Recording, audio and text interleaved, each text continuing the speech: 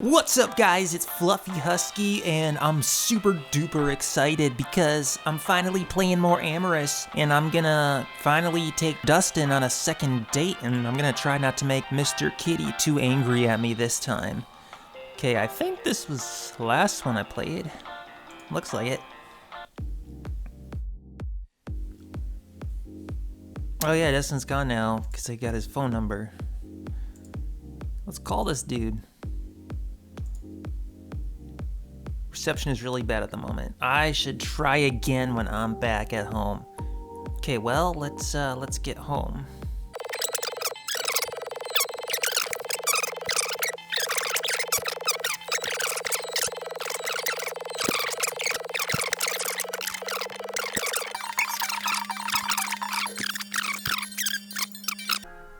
Dustin, Mr. Dusticle. Let's call him. Flipping through my contacts, I saw Dustin's name pop up. I hadn't talked to him since we met at the club. Maybe I should give him a call. Ring, ring, ring, banana phone. Click. Hey there, kid, what's up? Nothing much. I just figured I should give you a call and see if you were still interested in that date. Sure. Honestly, I didn't know if you were gonna call back. I did get a little handsy at the club, but it ended on an awkward note. Dude, I made you mad. You remember that? Water under the bridge, my dude. Life gets in the way sometimes. I understand that pretty well myself. Suppose so. Still, I appreciate the slack. I thought we hit it off pretty well, all things considered.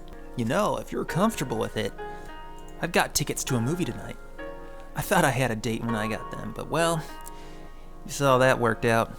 Second one's yours, if you're free at around 7 p.m. Sounds good. Meet you there a little before 7 then? It's a date. See you then. Well, guess I'd better get ready to be seen in public. Dude, how late did you sleep in, Fluffy? Once I'd gotten my usual day stuff out of the way and dug up an outfit, I noticed it was already getting late. Fortunately, the movie theater wasn't that far away and the night was warm. One of the other advantages of living in a tropical paradise. It was nearly 7 p.m. by the time I made it to the lobby. A few people were milling about, but none of them looked like Dustin. Maybe he was running late as well. Dude, none of them looked like Dustin? Like, you can't even remember what he looks like? I lingered around the posters, checking out the currently showing movies and perusing the concessions when I felt a tap on my shoulder. Uh-oh. Hey there, Fluffy Husky. Sorry I was a little slow. The cleanup is always a pain. I don't really know how to do Dustin's voice. What does this guy sound like? I don't know.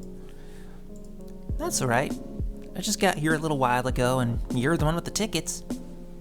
Speaking of which, what movie are we seeing? The smile on his face grew as he produced the tickets from his jean pockets and handed me one. It's the Amazonian Queen. Since the big budget stuff is usually so expensive, they do a few classic movie nights a week.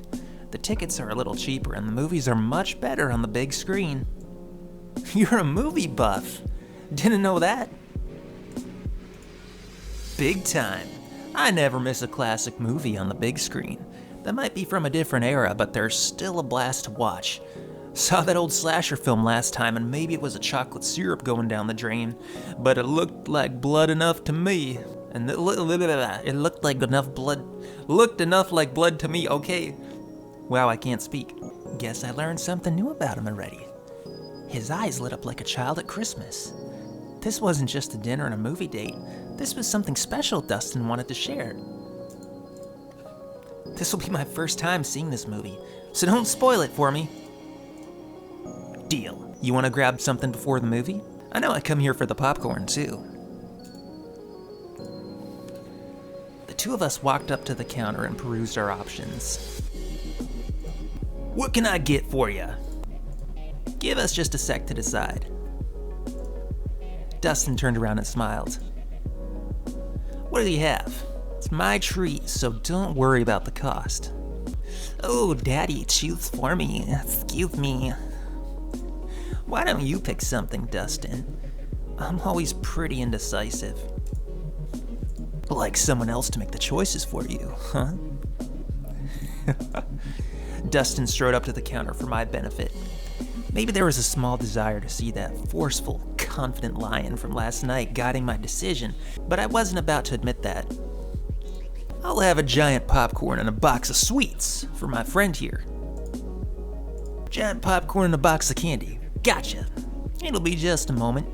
Dustin paid the clerk before he turned his back to the both of us.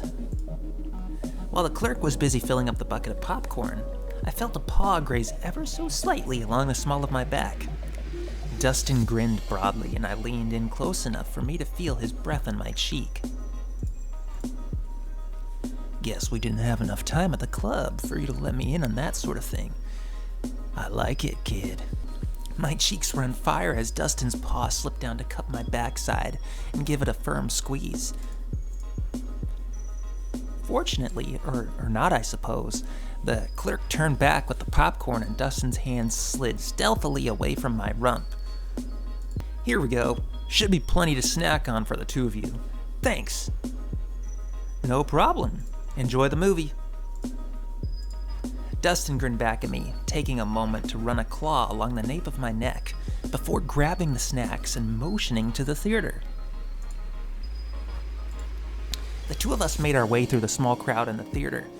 Dustin had already chosen the seats with the best view and led me through the crowds.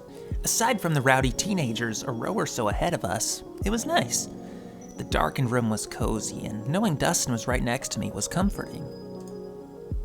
Ooh, that's kind of a cool illustration. The house lights rose slightly, casting a soft glow about the crowd. Above us, a familiar voice came over the PA. Thank you all for coming to the evening showing of the 50s classic movie, The Amazonian Queen. Even in the dim light, I could see Dustin's face plastered with a grin. His hand brushed over mine for a moment, giving it a gentle squeeze as he beamed an excited smile in my direction. Accompanying the movie will be our house organist to better preserve the same experience as the movie's release. Because of this, we ask that you turn off all cell phones and other electronic devices. For your safety, be aware of the exits to either side of the screen in case of an emergency. Now relax and enjoy one of the early cinematic classics, The Amazonian Queen. Okay, I don't know what that voice was. A flurry of clapping rose from the audience as the house lights dimmed once more. As the film started up on the screen, the dull glow of a phone and some scattered snickering drew my attention to the row in front of us. Of course, once the organ began to echo through the theater, my eyes snapped to the flickering screen ahead. The movie opened on a man sitting on a dock by the river, a small riverboat bobbing in the water nearby. I think there's a typo there. A small riverboat bobbing in the water nearby. The shadow of a figure passes over him and a woman in far more elegant dress stands behind him. Dustin leaned in to whisper in my ear. That's Daisy Smith. She's a missionary in South America, and she was separated from the rest of the group when they discovered plans to attack a major military base held by the good guys. No spoilers, bitch. No spoilers, Dustin. I want to enjoy the movie as it is. Once the woman has secured passage on the boat and the man is unaware she carries important information for the Allied forces, the two of them find they are extremely incompatible. As the journey goes on, the two of them begin to rub each other the wrong way more frequently. He's snapping at her and she's hiding away in the cramped cabin, trying desperately to keep her courage up. The snickering from the teenagers in front of us spiked at the sight of the woman falling face first into the dirty cot she's been given to sleep on. Dustin's eyes narrowed at the distraction. Let's not make a scene, alright? Just ignore them, Dustin. It's not worth ruining the movie. Ooh, he looks angry. As time passes, the two of them begin to enter a part of the jungle that's under the control of the bad guys. Avoiding gunfire, shells, and attempts to board the small boat, the man loses the woman when she is captured by enemy forces. Alone on the boat, the man is just about to leave the checkpoint when we see him ball a fist and sock the guard right in the face. He heads deeper into the jungle, to the bad guy's bunker, and waits in the pouring rain for a chance to slip inside. It's at that point that the teens burst into laughter. Met with a few shushes from the other theater goers nearby, they simply mock them back and keep laughing. You know, okay, let's join in. Let's give these little bitches a a punch. "You kids either shut up or I'll throw you out myself." Two of them turn back, glowering at me for a moment before they see Dustin's expression. At the sight of the perturbed lion, they sink back into their seats and grow quiet. Setting the bunker's ammo piles on fire provides enough of a distraction for the two of them to escape. As they rush back to the boat, she notices the blood on the side of his shirt and looks up to see his pained face. Feeling Dustin tense up, I look up at him to see him biting his lip. He really wants to talk about this movie. Okay, let's, if you want to spoil it so bad, let's do it. All right, I give. Spoiler away. A look of relief came over his face as he gave my cheek a nuzzle in thanks. Saving her gave him some small closure for not being old enough to save his father, and she sees that the rough and tumble man really does have a heart of gold. Back on the boat, she tends to his wounds. It's touch and go for a while as she learns to run the ship while keeping him in bed. Necessity keeps them civil, but as time passes, they find it easier and easier. With only moments left to reach the command base before the attack, the two of them do everything they can to lighten the load and speed up the ship. We watch as she throws her luggage overboard, leaving the tattered dress she wears as her only possession. I love this part.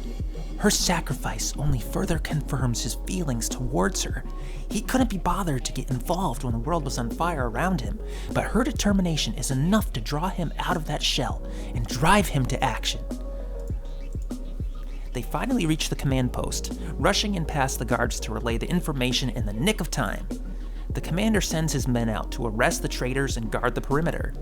In the meantime, the two of them collapse in the medical tent, their hands falling to each other's before they fall asleep. The teenagers are at it again, making kissy noises and laughing uproariously. Oh, fuck. Okay, let's should I lose my cool? I usually don't lose my cool, but let's just do it just for gigs. Leaning over the seat in front of me, I smack one of the kids upside the head. Startled, he jumps up, turning back with a balled fist to see half the theater, me and Dustin included, giving them all the death stare. After a moment of hushed whispers, the teenagers shuffled, defeated and grumpy, out of the theater. The guy behind me pats me on the shoulder as Dustin beams at me. With the conflict won in the region, the woman begs the man not to return to the river. He is hesitant, but a kiss on the cheek from the woman draws him close. The two of them embrace, and with a final passionate kiss, the movie comes to a close. Ugh, what a snorer that one was, especially with you ruining it, Dustin.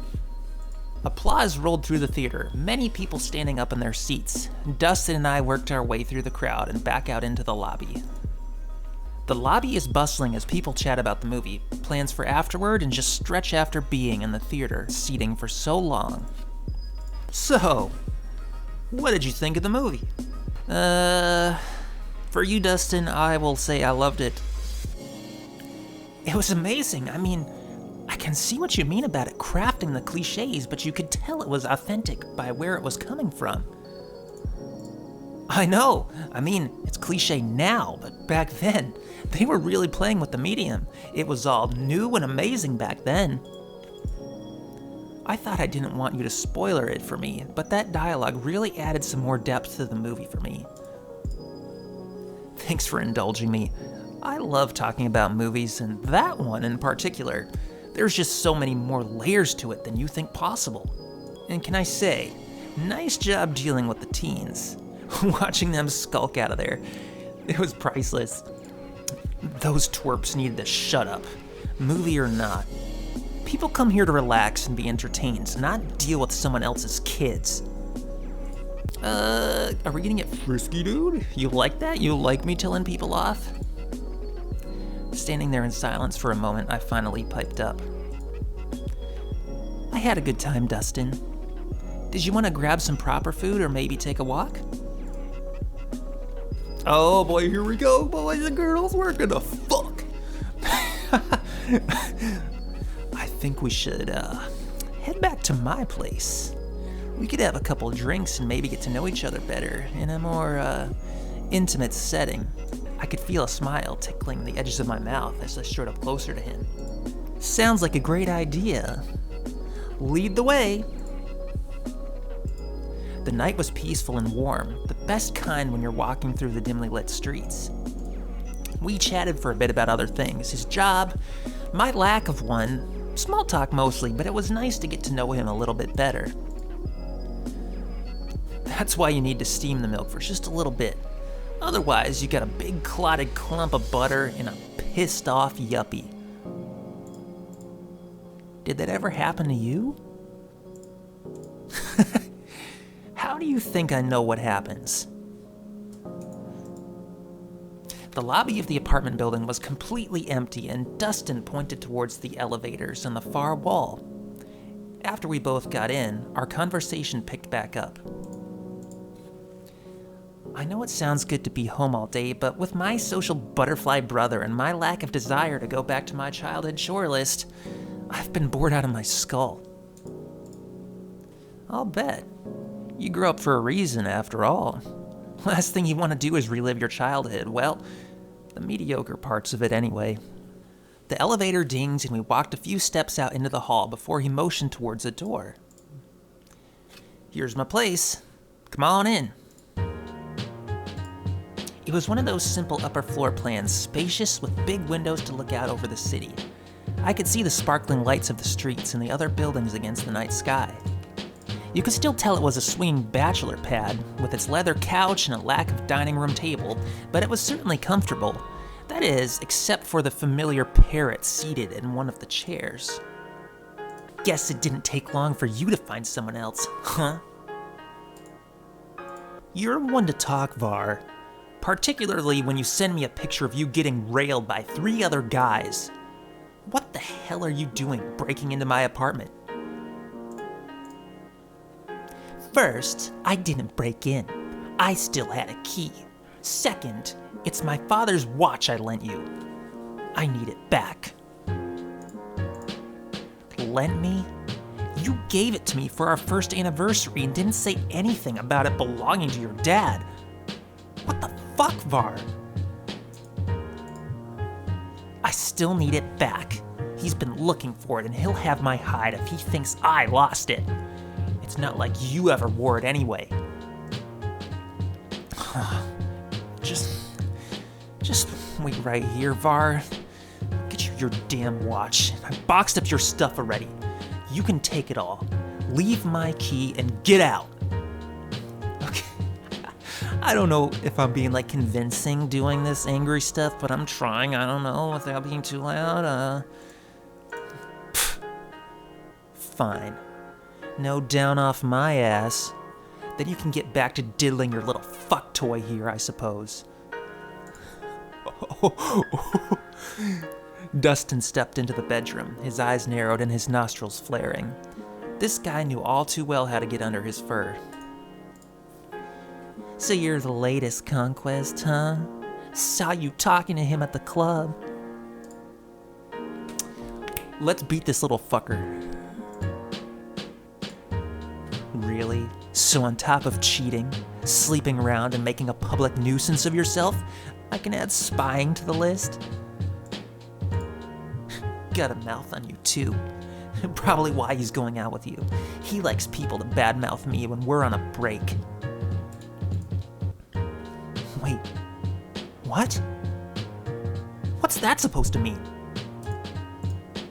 He laughed heartily and made a dismissive wave in my direction. You really think this is the first time we fought? Last time I got to throw a vase around, smash a few things up. He's a hot-blooded guy. He needs excitement and nothing gets the blood pumping like a fight. You're kidding me. You provoke him just to get him mad? Sometimes I do it just to spice things up when they're getting too routine. The makeup sex is amazing. For 2 weeks after our last breakup, we fucked 3 times a day. Every day. You're full of it. Being an emotionally manipulative asshole for sex doesn't work. Oh? Did you have some experience with that? Maybe I should let Dustin know so he can get you out of the way faster. Doesn't matter though. We always make up and we always get back together. Looks pretty final to me right now. That just shows what you know. Don't worry, he'll dump you by the curb when I come back and apologize. He'll give me his house key again, and we'll ruin his sheets, and you can go back to your desperate little life alone. My hand had curled into a fist. Into a first. I'm just gonna pretend like it says fist. It kind of ruins the mood, you know what I mean? My hand had curled into a fist when Dustin walked back into the room. All right, Var. Here's your shit in that watch. Now there's the door. See yourself out and leave the key.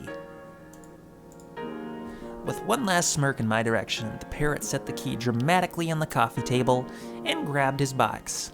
Have fun, you two. Don't do anything I wouldn't do. Dustin slammed the door behind his ex and slumped against it. Sorry about that. That guy is a force of nature. Can't believe we stayed together for so long. Running into Dustin's ex, even if it was the first official time, had been far from a pleasant experience. From Dustin's sagging shoulder and distant look, I could tell it was rough on him, too. I didn't mean for this to happen a second time, but maybe we should end the night here. Arguing with Var about his bullshit was always a major mood killer, even when we were dating. Oh, fuck. Okay, I guess no smashy with Kitty. I'll go home. Bad dog, go to crate. I understand. I get it. It's complicated when you've been with someone for so long, even if they do turn out to be a jerk. I've seen it happen to my brother. Had it happen to me before. Thanks, Fluffy Husky. I don't like it any better than you, but... just talking about it is exhausting. I can go. And away I go, woo! Dustin walked from the living room to the doorway where I was, gathering me up in his arms and pressing his lips to mine in a tender kiss. I hope you believe me when I say, this is the last thing I wanted to have happen. I had a great time tonight and I want to see you again. I want to see you too. Let's just end on this and we'll save up for next time. I'm just glad you said there's going to be a next time. Of course. I'm not a single date kind of guy. We kissed once more in the embrace, and reluctantly he released me. Somehow, the goodbyes were still awkward and I found myself more than a little empty-headed when I closed the door behind me. Maybe it's just dating jitters, or maybe Var's little chat with me had more of an impact than I'd like to admit. Either way, better to support him through this. He'll deal with Var in his own terms and come out better for it. In the meantime, I had to consider what I was going to do with the rest of my evening. No one was home when I got there. Kobe was likely still out partying, which meant I was free to do as I wanted. Oh my god! What if we call him out for another date on the same actual night? Ooh, is it ringing? Is it actually ringing? No. Okay, well I guess if it's not ringing, then we'll just end it here and we'll do another episode soon, and maybe we'll get to some playtime with Dustin. We'll make Kitty happy, make Kitty purr. Oh my god. Dude. Okay, that's enough. That's enough being stupid. I'm gonna get off and do something else. Let's go ahead and save. Slot. Okay, and we are done. See you guys next time, and make sure to tune in for the next episode, because I have a feeling things are about to heat up in a very sexy way. Until next time, this is Fluffy Husky, and I will see you guys later.